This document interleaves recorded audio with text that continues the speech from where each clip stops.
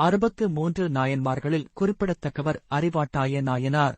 இவர் எத்தகைய துன்பங்கள் வந்தபோதும் தனது சிவத்தொண்டிலும் பக்தியிலும் எத்தகைய மாறுபாடும் காட்டாது பக்தியே பரமானந்தம் என்று ஒரே நிலையில் உறுதிபட இருந்தார்.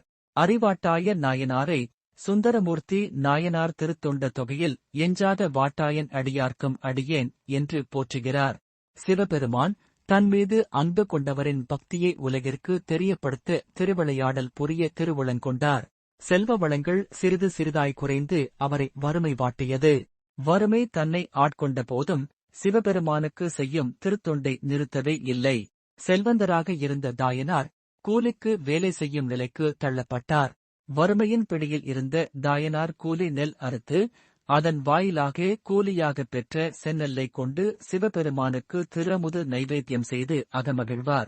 ஒரு கட்டத்தில் கூலியாக கிடைக்கும் நெல் அனைத்தும் அமுதாக்கி நைவேத்தியம் செய்து வந்தார்.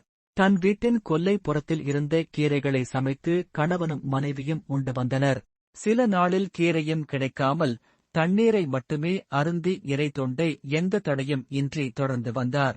தாயனாரும் அவரது மனைவியும் பல நாள் பட்டினி கிடந்தாலும் கூலியாக வரும் செந்நெல்லை சிவபெருமானுக்கே அமுதாக்கி நைவேத்தியம் செய்து வந்தனர். ஒரு நாள் வழக்கம் போல் தாயனார் நைவேத்தியத்திற்காக கூடையில் திருவமுது, செங்கீரை, மாவடு போன்றவற்றை சுமந்து கொண்டு மனைவியுடன் கோயிலை நோக்கிச் சென்று கொண்டிருந்தார்.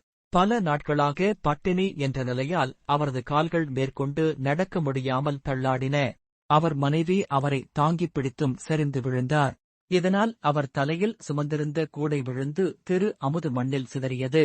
பதறியபடி, இன்று எப்படி உங்களுக்கு அமுது படைப்பேன்?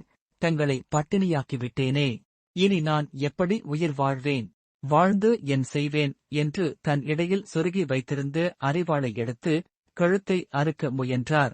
அப்போது நிலவெடிப்பில் இருந்து வெளிப்பட்ட ஒரு கை தாயனாரை தடுத்து நிறுத்தியது. மேலும் நாள்தோறும் சிவபெருமானுக்கு தாயனார் நைவேத்தியம் செய்யும் போது கேட்கும் விடேல் விடேல் என்னும் ஓசையும் எழுந்தது. சிவபெருமானின் திருக்கரம் தாயனாரின் கரத்தை பற்றி தடுத்தது நடந்தவைகளைக் கண்ட அவரும் அவருடைய மனைவியும் இறைவனின் கருணையை எண்ணி வியந்தனர். அப்போது ரிஷப வாகனத்தின் மீது உமையம்மை சமேத சிவபெருமான் காட்சியளித்து, உன்னுடைய அன்பினைக் கண்டு வியந்தோம். நீயும் உன் மனைவியும் கைலாயத்தில் எம்மோடு வாழ்வாயாக என்று அருள் செய்து மறைந்தார்.